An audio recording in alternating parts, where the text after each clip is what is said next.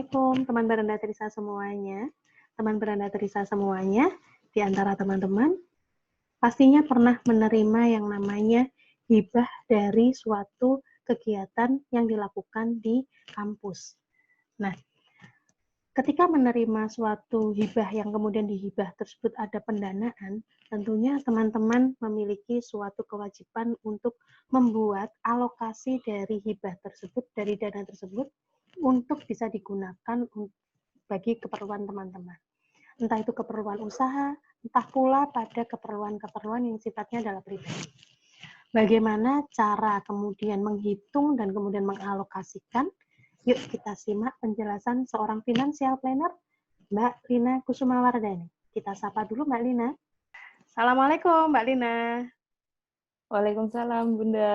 Ya, alhamdulillah. Apa kabar di Jogja? Baik Bunda. Bunda gimana Alhamdulillah. kabarnya ini? Alhamdulillah, tetap harus waspada pada kondisi COVID, tetap harus waspada. Saking kita kan wawancaranya by Zoom, jadi nggak perlu pakai masker, gitu ya? Bunda, nggak Oke. perlu pakai face shield, tukang las ya Bunda. Betul.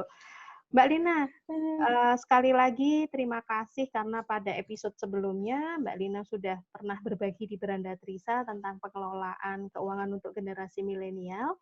Untuk episode kali ini saya meminta kesediaan Mbak Lina untuk berbagi lagi tentang pengelolaan keuangan bagi teman-teman nih yang kemudian, terutama teman-teman yang masih aktif mahasiswa, itu biasanya mereka aktif untuk kemudian mengikuti hibah kompetisi macam-macam yang kemudian berujung mereka mendapatkan pendanaan.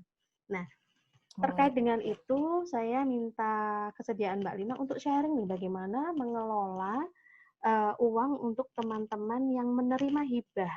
Begitu ya Mbak Lina. Nah, di mana di dalam hibah tersebut itu kemudian ada pendanaan, gitu ya.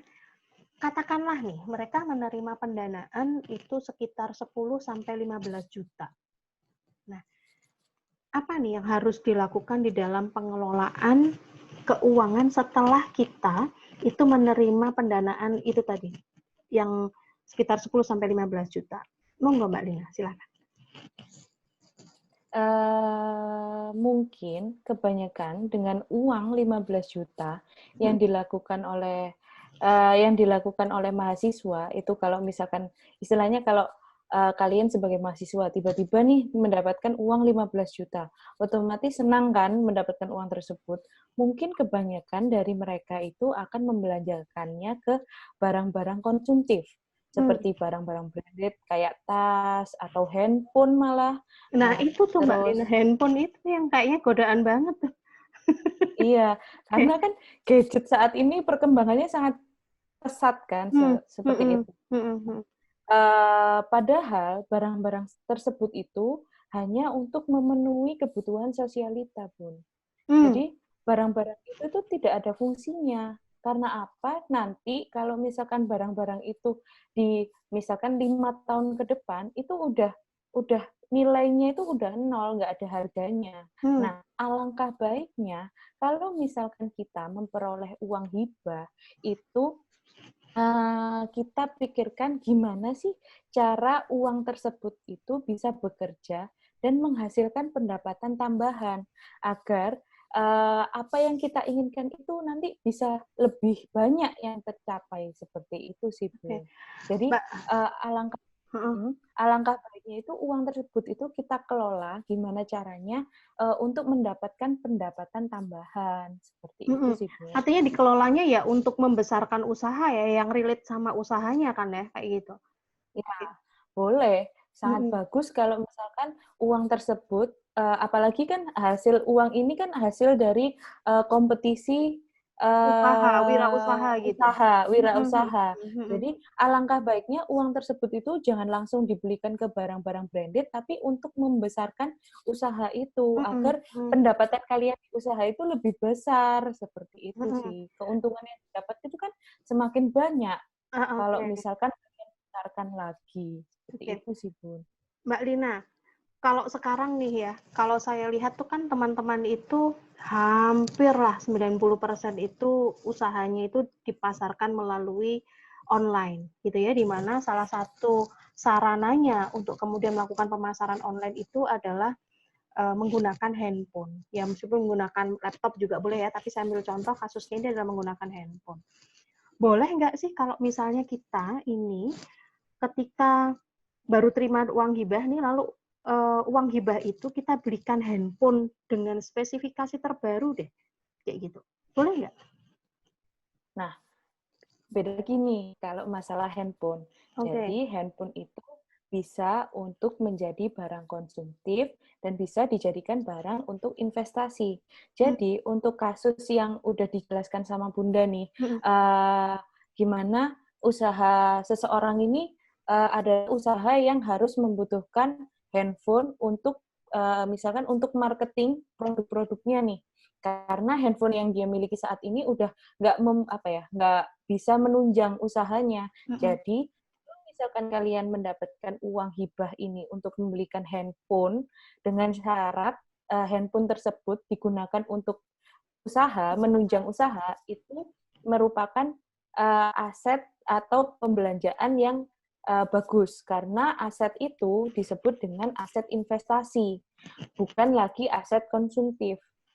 Pembelanjaan konsumtif seperti itu.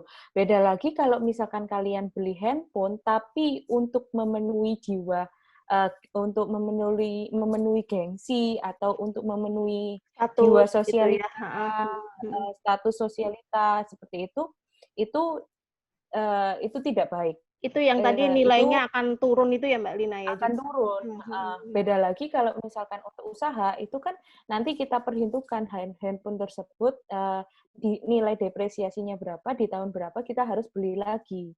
Tapi dengan asumsi handphone tersebut bisa menghasilkan uang, seperti itu. Itu yang disebut aset investasi. Seperti itu sih, Bun. Iya, oke. Mbak Lina, lalu gimana sih sebenarnya pembagian atau manajemen pembagiannya dari uang hibah nih? Katakannya yang tadi tuh 10 sampai 15 juta. Bagaimana nih cara pembagiannya atau manajemennya? Pembagian keuangan tersebut atau menentukan proporsinya untuk apa kayak gimana nih? Nah, sebenarnya sebagai perencana keuangan ada beberapa step yang harus dilakukan untuk melakukan pengelolaan keuangan. Nah, untuk yang pertama, step yang pertama itu kalian harus melihat apakah gimana sih kondisi keuangan kalian. Apakah kalian memiliki hutang atau enggak, seperti itu.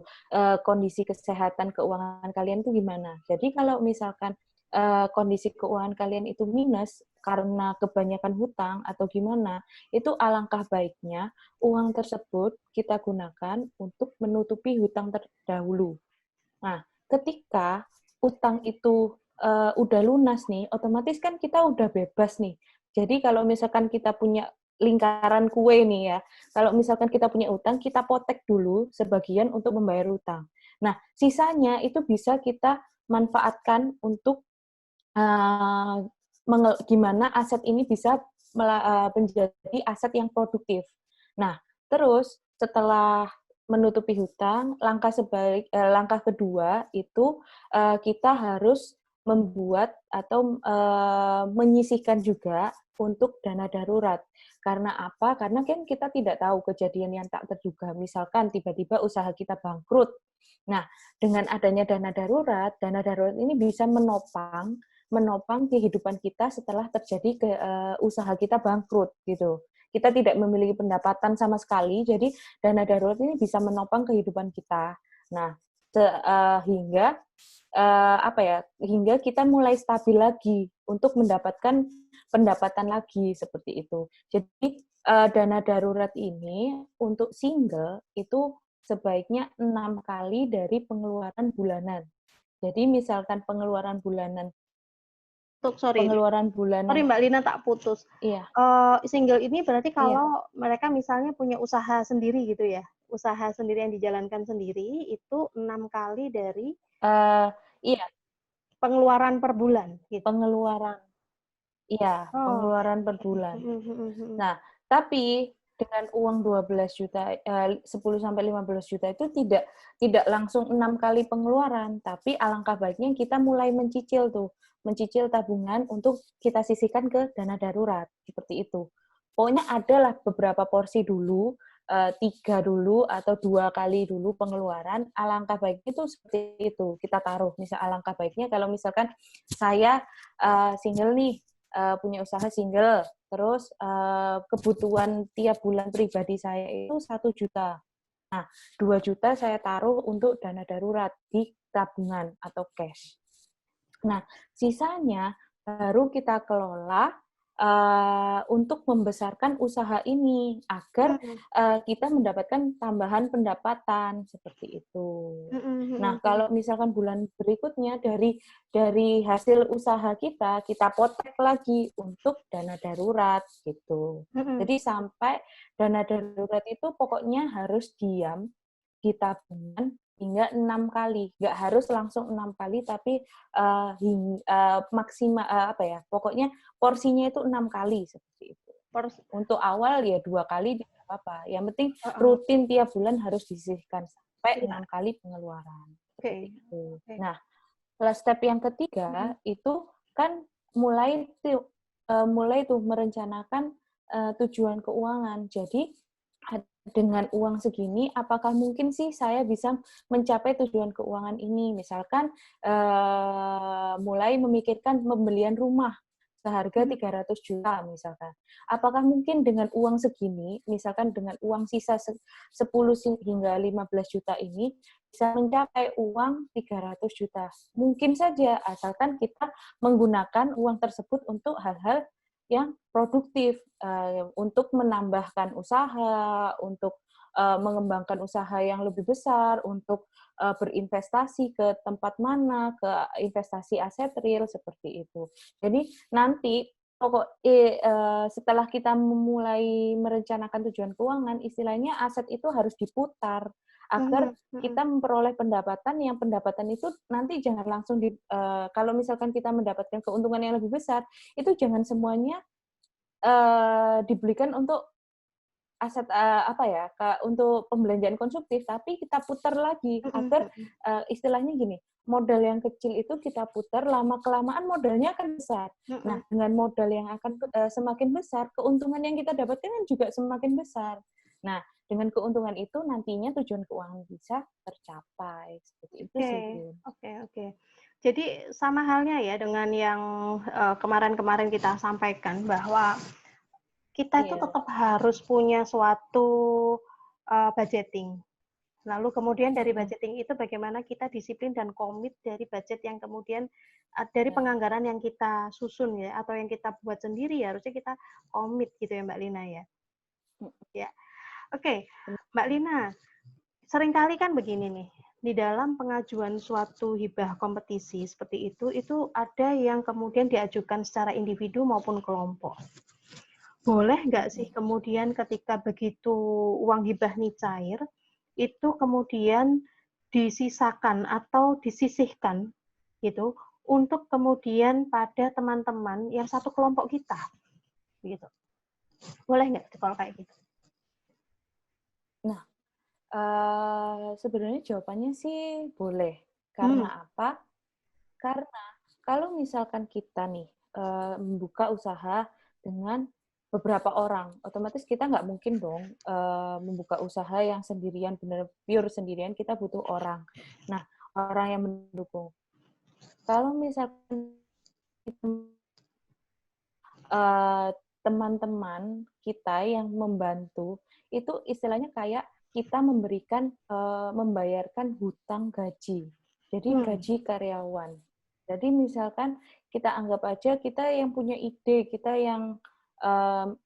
yang buka usaha, tapi teman-teman kita itu adalah penunjang. Penunjang yang istilahnya kalau misalkan dalam perusahaan itu kan kayak karyawan gitu. Jadi kalau misalkan kita membagikan uang hibah itu terhadap karyawan, itu adalah hal yang wajib yang kita lakukan. Karena apa? Itu termasuk hutang gaji karyawan. Jadi kita punya uang 15 juta, kita harus, kan step yang pertama itu kita harus melihat kondisi keuangan kita.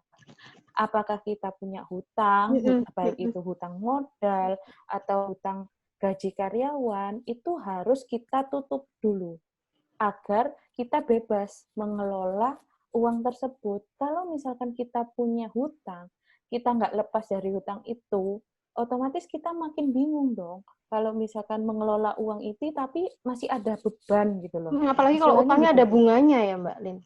Iya, benar. Jumlahnya kan Semakin lama semakin kan semakin besar. banyak.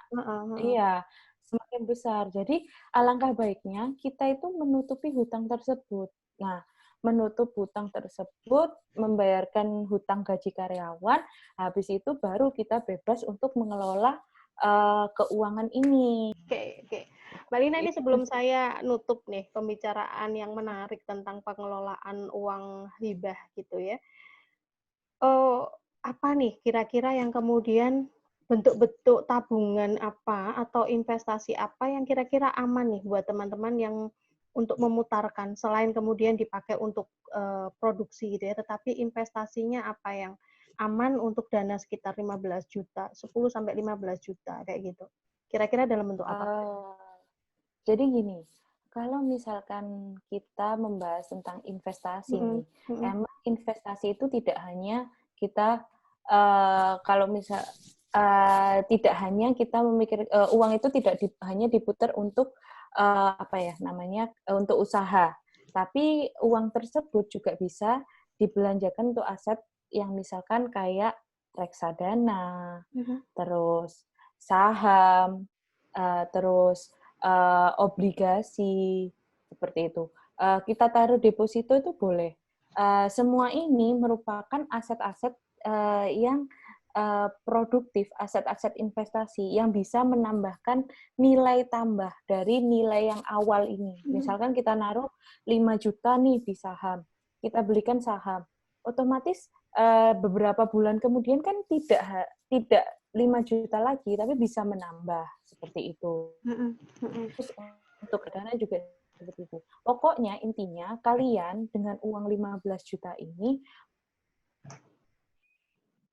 putarkan di usaha kalian lagi, boleh kalian belanjakan di aset-aset investasi seperti reksadana, obligasi, saham, atau ditaruh di deposito. Gitu. Yang penting hati-hati aja ya kalau mau investasi, jangan sampai tergiur seperti arisan berantai, lalu investasi bodong gitu kan, benar-benar diteliti dulu gitu, jangan sampai kemudian teman-teman itu tergiur dengan uang sedikit tapi pengembalian besar jangka waktu cepat, itu hati-hati banget. Itu biasanya kan yang dijanjikan ya. Benar Bunda, karena apa? Sebelum kalian berinvestasi ke aset-aset yang seperti itu, langkah baiknya kalian mengenali dulu. Jadi langkahnya itu kalian mengenali dulu produk-produk investasi, baru kalau kalian udah kenal, oh saya cocok ini investasi di sini, baru kalian mulai yakin investasi di situ, baru kalian beli. Jangan kalian asal beli karena omongan seperti itu. Itu tidak baik karena bisa jadi uang kalian malah hilang. Jadi kalian harus mulai mempelajari dulu produk-produk investasi, baru kalian mulai membeli aset-aset investasi tersebut. Gitu sih. Intinya jangan sampai uang itu dibelanjakan untuk barang-barang konsumtif. Itu aja. Jangan sampai pengennya untung malah jadi buntung gitu ya Mbak Lina ya. Bener banget. Atau uang 15 juta itu cuma lewat aja Bun. Jangan sampai. Betul. Itu kan uang yang tidak kecil ya. Maksudnya itu kesempatan emas lah buat kalian untuk mencari tambahan pendapatan seperti itu. Oke, Mbak Lina, terima kasih banyak. Itu tadi adalah suatu sharing yang sangat berharga bagi teman-teman yang saat ini memang banyak sekali program-program dari lembaga-lembaga negara yang misalnya saja memang untuk menstimuli teman-teman untuk bisa menimbulkan jiwa kewirausahaan, diantaranya adalah adanya hibah-hibah pendanaan seperti itu. Semoga teman-teman yang mendengarkan ini memiliki suatu kebijakan tersendiri untuk kemudian bisa mengelolakan dananya sehingga usahanya itu juga nantinya akan semakin besar gitu ya. Artinya memang dana diusulkan untuk kegiatan wirausaha, ya nantinya akan kembali lagi pada kegiatan wirausaha itu sendiri. Gitu. Sekali lagi terima kasih Mbak Lina. Semoga Mbak Lina selalu sehat di Jogja dan semoga semua urusannya dilancarkan Allah Subhanahu wa taala. Amin. Amin. Makasih. Ya, Sehat-sehat juga buat sama-sama, Bunda. sama-sama. Assalamualaikum warahmatullahi wabarakatuh. Waalaikumsalam warahmatullahi wabarakatuh.